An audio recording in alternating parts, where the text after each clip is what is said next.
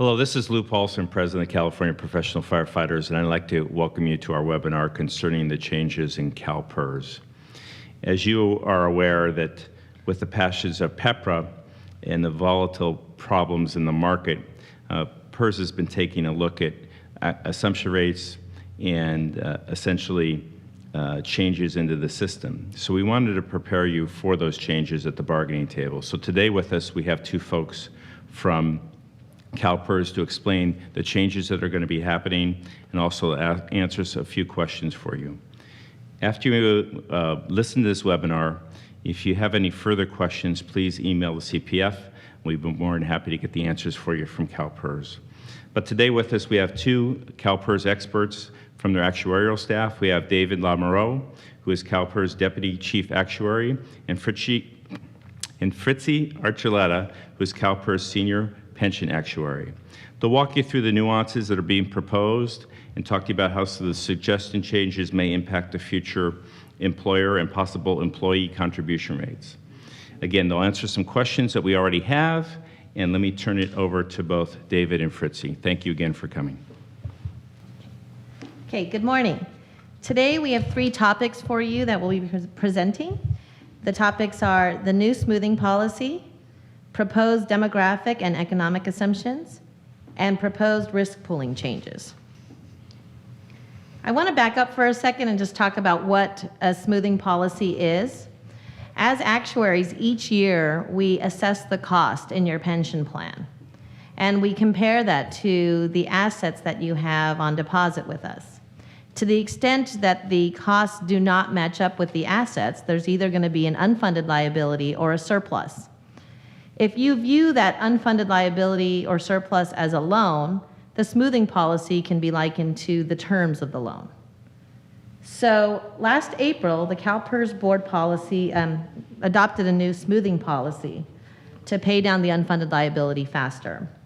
And without going into too much detail, basically the terms of the loan are that you would pay off the unfunded liability in 30 years, and we would ease your rate into it over 5 years, a 5-year phase-in, basically. You might also ask, why do we bother changing the smoothing policy at all? Well, I think that we changed smoothing policies to kind of go along with the times. And lately, people have been clamoring for a more sustainable fund, and this smoothing policy will get us there. So the impacts to your rates because of the smoothing policy, we'll talk about that now. First of all, there's no impact to the normal cost, and that's very important for people that are paying attention to PEPRA. The fact that we changed the new smoothing policy won't change what the employee contribution rates would be. Also, but the new smoothing policy does impact what the unfunded liability rates would be. There are, in the short term, higher contributions, but over the long run, the contributions will be lower, and as a result, the system will be better funded. If you look at this slide, it'll give you the current policy versus the new policy, and you can see in years 1 through 31, the new policy is higher. This is the employer contribution rates that we're looking at here. So the contribution rates are higher, but then you can see after that 30-year term is over, the new policy is going to yield lower rates. So that's what we're talking about. In the long term, the rates will be lower. And then if you look to the next slide, this is a slide of what happens to the funded ratio of the plan. And you can see that under the new method, the funded status recovers much quicker than what we're currently doing. When is this going to impact your rate? The new smoothing policy will take effect and start to impact employer contribution rates during the 15-16 fiscal year. A lot of people have asked, well, how can I find out specifically what this is going to do to my rate? CalPERS actuaries did build the impact to your specific rate in the 2012 valuation. The reports can be found online, and there's a link there on this slide to where you can find them. If your agency is a non-pooled plan, you want to look at pages 26 and 27 of the report. If your agency is a pooled plan, you want to take a look at Section 2 of your report and pages 26 and 27 of that. Built into those projections are the fact that we changed our smoothing policy. Okay, on to the proposed demographic and economic assumptions. You'll hear the term actuarial assumptions all the time, and so I just kind of want to talk about what actuarial assumptions are. They're basically predictions developed by actuaries on what will happen to each plan in the future. In order to put a cost to your plan, we need to make certain assumptions about the future. A few of the key assumptions are how much money are we going to make on the money that you have in deposit, the investment return.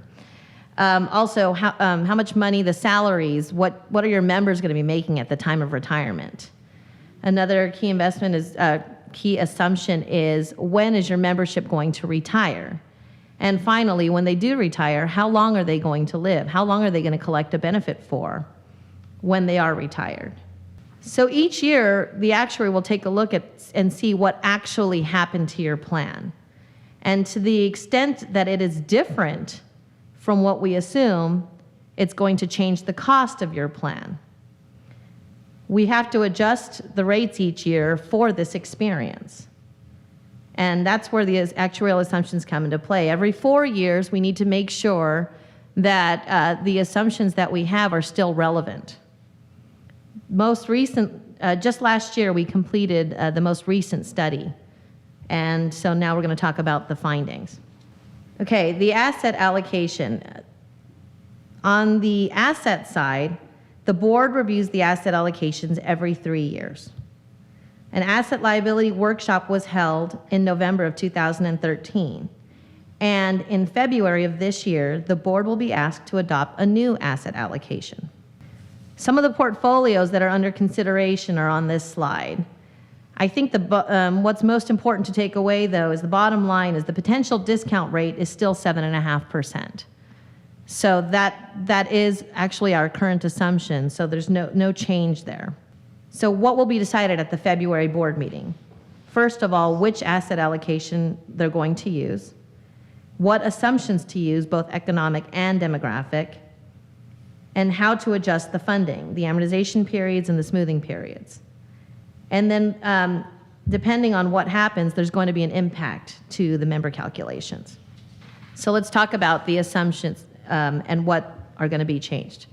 The economic assumptions. You saw the portfolios under consideration, and there's no change recommended. We assume 7.5%, that's what we're going to get in the long term, and there's no change recommended, so we're going to stay at 7.5% per year. Based on the 3 portfolios that are presented to the board. Price inflation, wage inflation, and payroll growth, we're also not going to recommend any changes. It's really important to note here that these are our recommendations. We don't yet know what the board is actually going to do. So on the demographic assumptions, the assumptions where there are no changes recommended are the terminations of employment. So the rates at which your membership are going to terminate, we aren't recommending any changes there.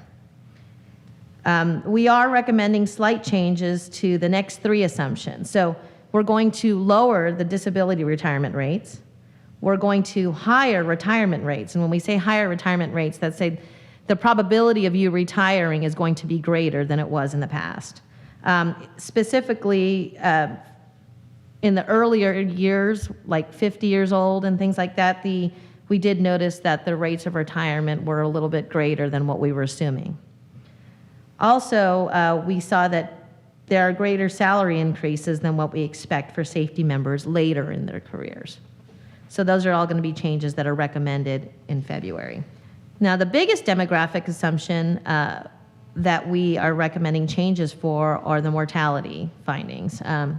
We found that there are lower rates of mortality, which means that people are living longer, which is good news for the membership, but for the pension plan, they're going to be paying benefits out longer. And so you can imagine that the costs are going to be pretty significant.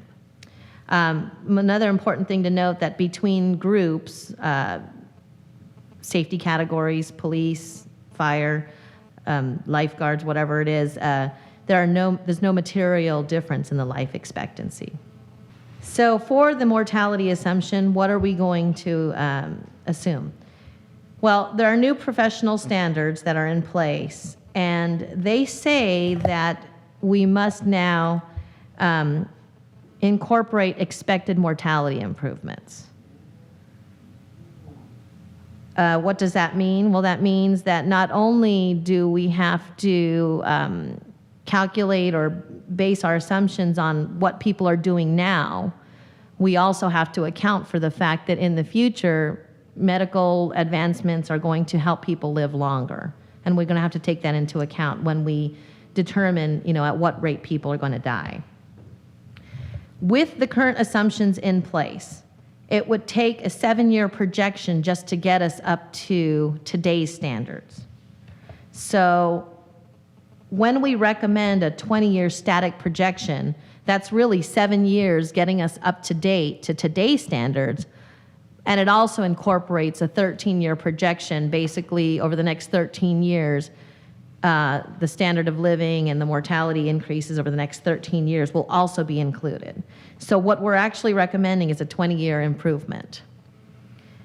We're also going to present an alternative mortality assumption, which is still, it's a 15-year improvement, but the 7 years gets you up to current, and then it adds an 8-year projection. Just a question on that. Based on what you said that mortality rates change and there is no distinguishable difference between safety and the rest of the population as far as mortality, plus these new standards, I know you're about to tell us what the impact will be, but is one more attributed to the standard change, or were we so surprised by the turnaround in successful, lives of police and firefighters? Can one be weighed more than the other, or? Would you like to take that question? Yeah, David? I'll take that. I don't know if you want to just, you're trying to get whether it was the standard that is kind of pushing us to make these changes, or?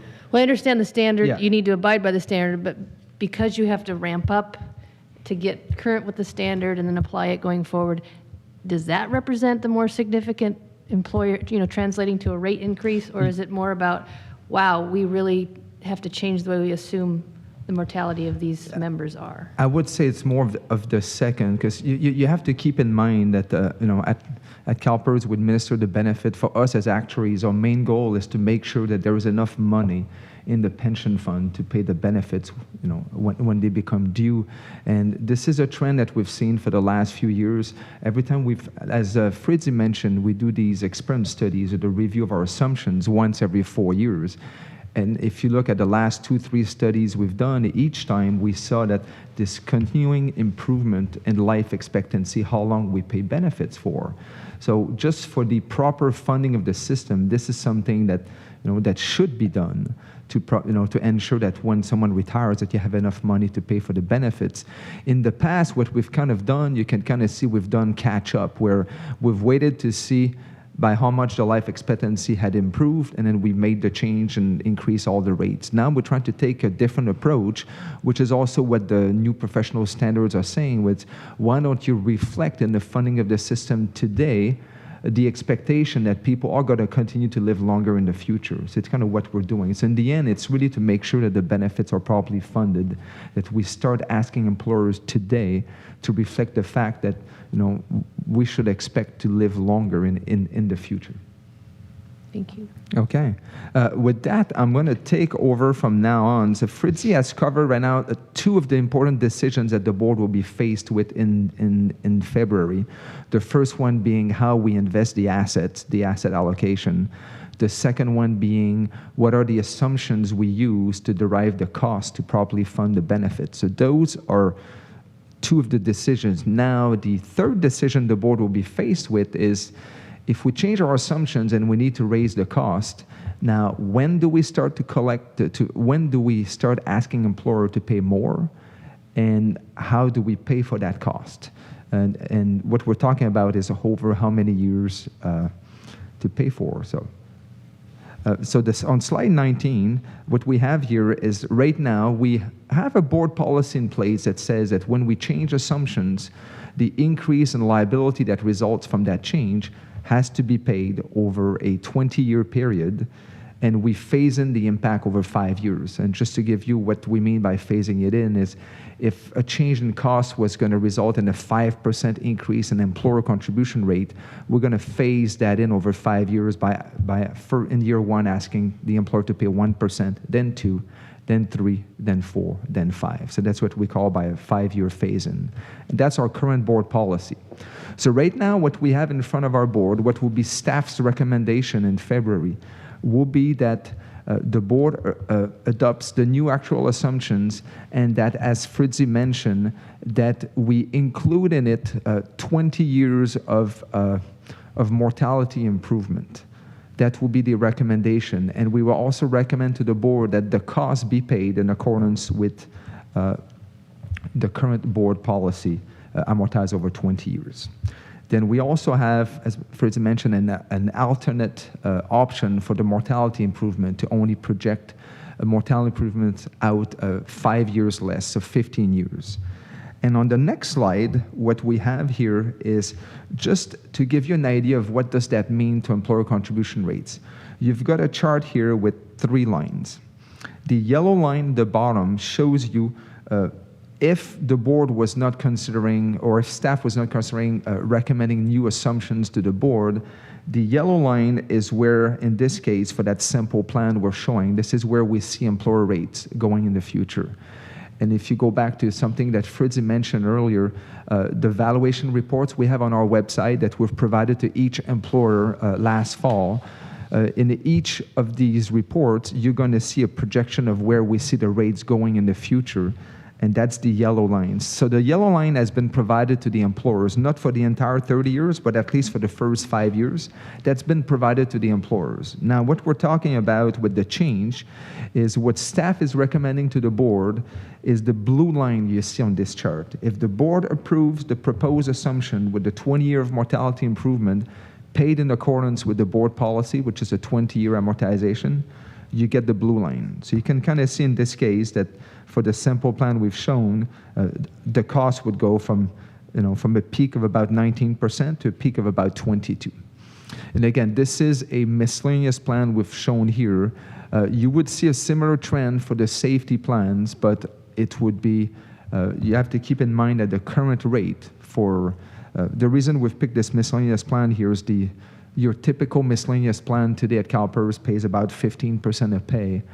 Your typical safety plan today is more like in the mid-30s, around 35%.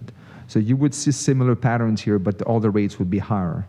The green line you see here is the one of the 2 options that will be in front of our board in February would be if they adopted a bit less mortality improvement if they went with 15 years instead of 20.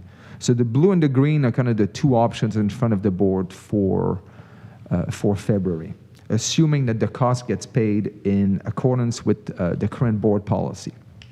David, I have a question. So if the board stayed on the yellow brick road, basically the impacts are that we'd be out of compliance with the new mortality rules, and would we also be underfunding the system? Correct. And not making a change, the main reason why we're recommending these changes is if you don't do this, you are technically underfunding the system every single year.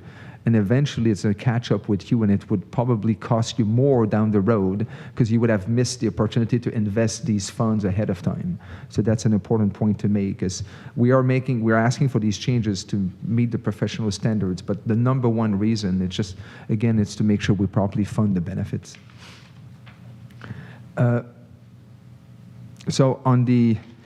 I know if you're asking yourself, so what is the impact, to my plan or to the plan for my employer? It's hard to tell specifically what the exact impact will be because if you're familiar with CalPERS, we administer over 2,000 separate public agency plans, and the answer is probably going to be slightly different for all 2,000 plans. What we've got on the next slide, on slide 21, is a table to just provide you a range of what we are expecting for all of the public agencies. And the table has 3 columns. The first column shows you what we see at the estimated impact on the normal cost for these assumption changes. And the reason why this is a key for you is, if you recall, and I've got a few slides later on this as well, so maybe I'll just wait to cover it later, is the link of PEPRA and normal cost. So I'll cover that a bit later. But the others is if you're looking for a range is, as you can see on this slide, our board policy says that the cost has to be phased in over 5 years. So what we're showing here is what we expect the impact to be in year 1 versus what we expect the impact to be at the end of the phase-in. And the other thing I want to mention is the board will be presented with a few options as well in 2 weeks when we go to the board in February. Our current board policy, as I mentioned, is to pay the cost over 20 years, phased in over 5. And one of the some of the discussions we've had with our board back in December, and there will be some options for the board, the questions were, what if we were to allow employers to pay over a longer period, like 30 years? Or what if we were to have a longer phase-in period instead of 5? Why don't you phase in the cost, let's over 7 years? So what we have here in this table here are 3 rows. The first row showing you the impact in accordance with our current board policy, and the other 2 rows with some of the other options. The key thing here I want to mention, if you want to find out what specifically will be the impact to your plans, first we have to know exactly what the board will adopt. So that we'll know in February at the board meeting. And our plan is to then, once we know what the board has adopted, when we do the next year's work for all the employers in the evaluation report, we will include in the report a projection of where we see the employer rates going as a result of these changes. And we would expect next year all the employers to have this report in their hands and for these reports to be available on our website probably about 6 months from now, maybe a bit more than that, probably in the September-October timeframe is when we expect them to be ready. So once the board makes the decision, right now all we have are kind of ranges of what the cost impact may be. So specific increases or increases specific to each plans will be available later next fall. The other information we showed our board in December, which is key again, is when you talk about paying the cost over different periods of time, if you look back to just yourself as an individual when you're buying a house or buying a car and you contemplate getting a loan, you have to keep in mind that the longer the time horizon or the time period over which you repay the loan, like if you were to pick a 30-year mortgage versus a 15-year, you're going to end up maybe paying less short-term with a 30-year mortgage, but much more over time in dollar amounts. So one of the information we showed our board, and we've got a slide here on slide 22, it kind of shows you, as an example, if you were to have an unfunded liability of $1 million, this is what the left axis on this chart here, it shows you the size of the unfunded liability, then we have 4 lines on this. These 4 lines kind of represent the 4 financing options that will be put forth in front of our board. The blue one is our current board policy. If you were to pay it over 20 years with a 5-year phase-in. And then if you see on the right here what we've shown on the legend on the right, it kind of shows if you have an unfunded liability of $1 million, under our current board policy, over a 20-year period, you're going to pay about $2.2 million over that 20-year period. So if you look at it, about $1.2 million will be interest. If you look at one of the 2 green, if you look at one of the, either the green or the purple lines, which are both over a 30-year period, if you look, for example, if our board were to go with a 30-year amortization with 5-year phase-in, now the total cost paid over 30 years has gone up to almost $3.2 million. So adding about another $1 million of interest. So that's going to be probably one of the big discussion in front of our board in February will be over how many years should we be paid for. So the board will be looking at these options. We're not sure again where it's going to end up, but it's going to be somewhere between 20 and 30 is where it's going to end up. On the next slide, slide 23, this was just to give you an idea of what is the financial impact for CalPERS as a whole if the board adopts the proposed assumption changes. When the board adopts these new assumptions, we will then turn around and use these assumptions in recalculating the liabilities for CalPERS for the pension fund. And right now our estimate is this change is going to increase the liabilities for CalPERS as a whole by about $23 billion. So it's a lot of money. But keep in mind, this is sort of the present value of of all the, of the benefits we expect to pay in the future. So when you expect members to live longer and you expect to collect more money in the future, it results in higher liabilities. And here we broke it down for you that about $9 billion of this will be for the state, a bit less than $4 billion will be for schools, and about $10 billion will be for public agencies.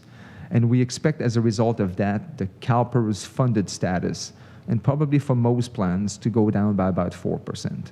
So today at CalPERS, we're probably funded near 75%, so we would expect this change to temporarily lower our funded status to about 70%, with our goal of bringing it back to 100% over that 30-year kind of time period that Fritz mentioned earlier with our smoothing. The last bit I want to mention with respect to the cost is the impact on normal costs that I brought earlier, and that's the link with PEPRA. For those of you that recall PEPRA changed how cost is determined for members, especially for the new PEPRA members. In the past, member contributions were always generally fixed by statute based on the benefit formula that the members were subject to. Now it's changed with PEPRA in the sense that new PEPRA members are asked to pay half of the normal cost of the plan or the cost of the benefit. And when you change actuarial assumptions, what you end up doing is you end up changing the underlying cost of the plan. So you're generally raising the normal cost, like in our case, by assuming members will live longer. So it is going to result in a higher normal cost. And here on this slide, on slide 24, what we show is that with the assumption change we have in front of the board, we would expect for most miscellaneous employees that the normal cost is going to increase by less than 1%. And for most safety plans, between 1 and 2. And the reason why it's key here is when PEPRA was passed, the law said that you don't adjust member contribution rates for PEPRA members unless the normal cost changes by more than 1% since the time the member contribution rate was set. So 2 years ago, or about a year and a half ago when PEPRA was passed, CalPERS calculated what the normal cost was for each of the new PEPRA formulas. We turned around, told the employers what the member rate would be under each formulas.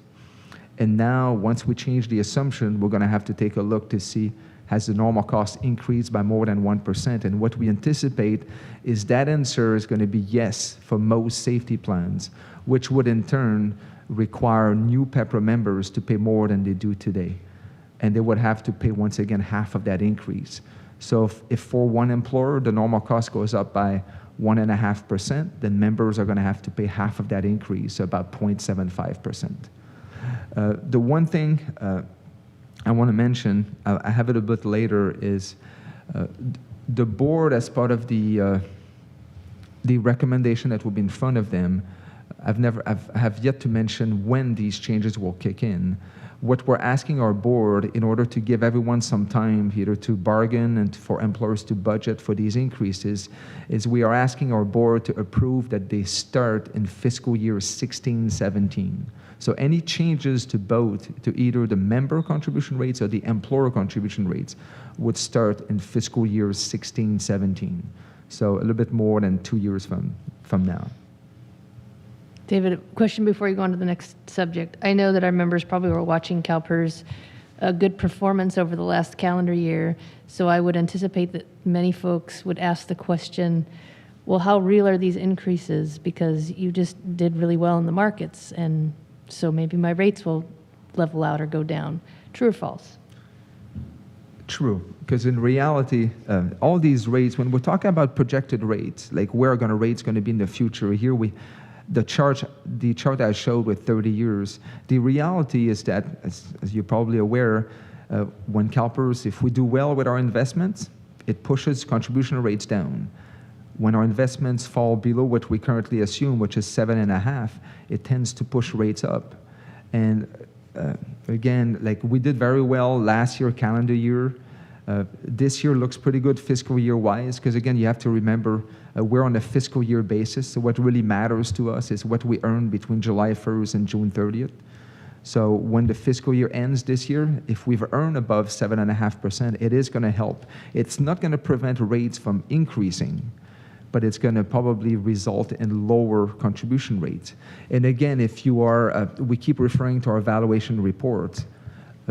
In the reports we provide to the employers, when we talk about this, the projection of rate that we provide, we also provide, we call it an investment return sensitivity analysis. We basically are providing in the report for information purposes to help people see how sensitive the rates are to investment returns. We provide 2 scenarios where, what if we earn below 7.5%? These are the expected contribution rates, and what if we earn better than what we expected? So this is something you can see in the report, but the reality is the rates are highly sensitive to how we perform in the investment markets. On next slide, slide 25, what I wanted to mention is the last recommendation or the last decision our board will have to make is when you adopt new assumptions, it also impacts what we call member calculations at CalPERS. A few years ago, with airtime, members had the ability to buy service. Some members still have the ability to buy a service like military service. There are still some ways to buy a service currently in the system.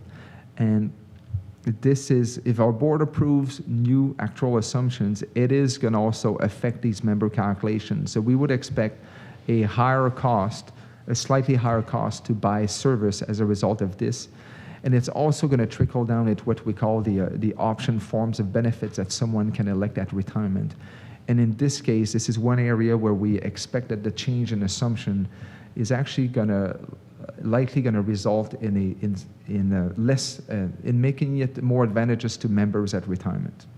The next step on this, with respect to the assumptions, we're going to have in February, on February 18th, we're going to have our board meeting, and that's where the board is expected to adopt the new asset allocation, how we invest the assets, and adopt all the new actual assumptions for both valuations and member calculations. And as I mentioned before, right now we're asking the board to approve that all these changes kick in fiscal year 16-17, slightly over 2 years from now.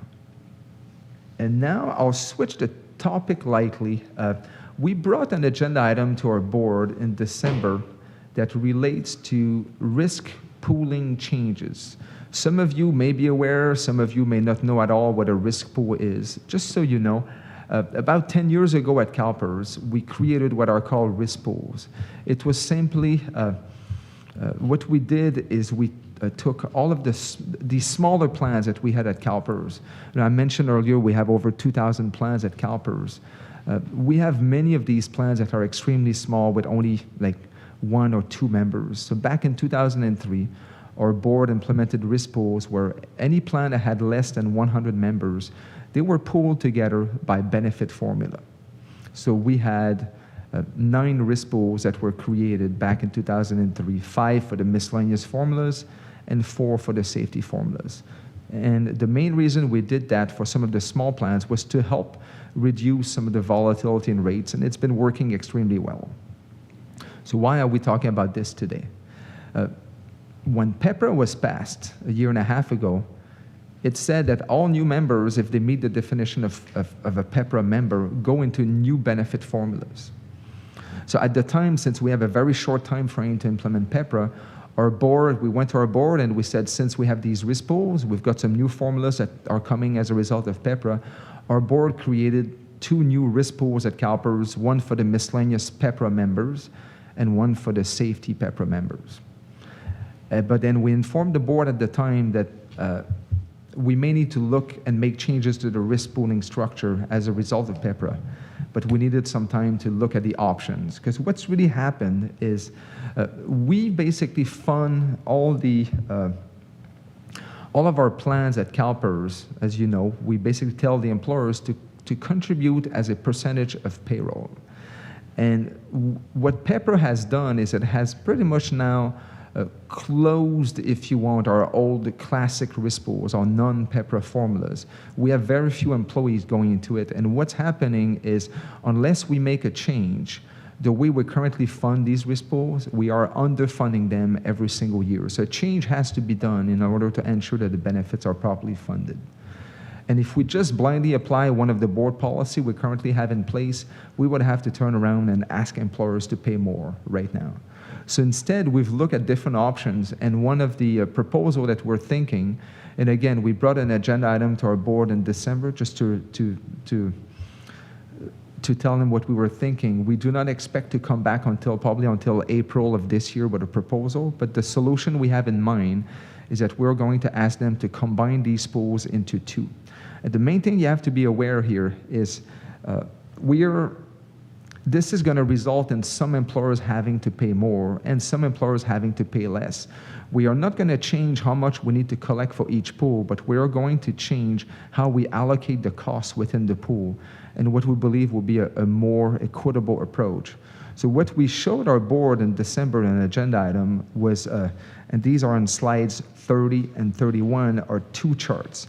On slide 30 was if we were to just blindly apply our current board policy and say, you know what, let's just start collect more money from all the employers.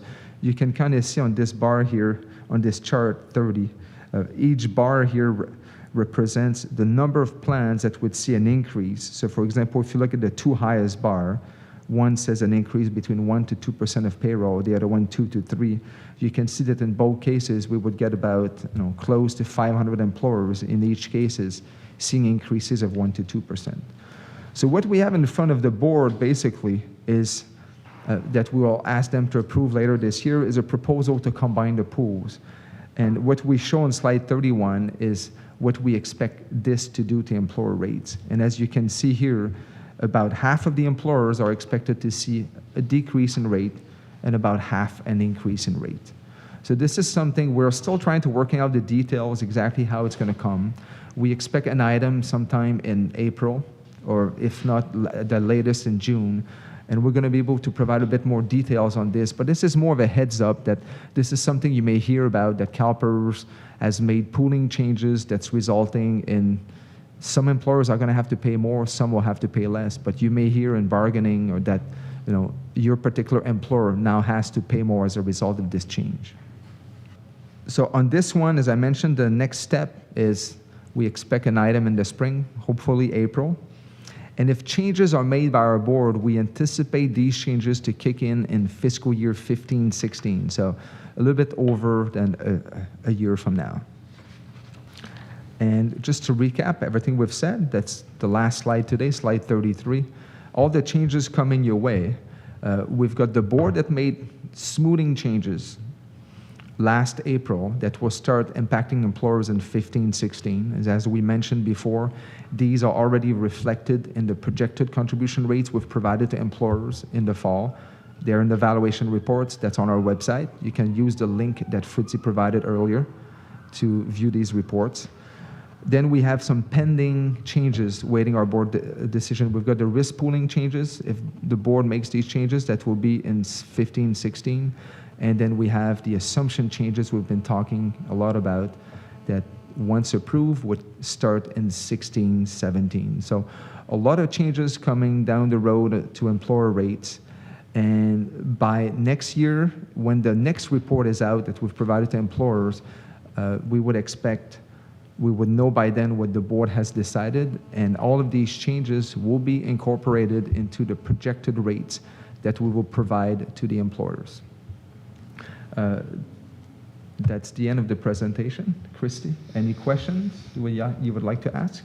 Thank you, Fritzi and David, for your time today and your presentation. And we have some questions from our members that we will probably just answer offline with them because they're more based on statutory interpretation, the things outside of the actuarial discussion today. And the only one that I can find that is similar and related is a question that says, CalPERS worked with the cities to determine the specific current and expected payment rates for each group given the new rules? And I think I'm just giving you a chance to reemphasize what you've probably already said. Yeah, I'm just going to reemphasize here again is, yes, basically the evaluation report we give to the employer each year is where that employers can find out, where are their rates going. So we've For what we know so far, like the smoothing change that our board has already adopted, as I mentioned before, we've passed that information along to employers. If you want to view it, it's in our report.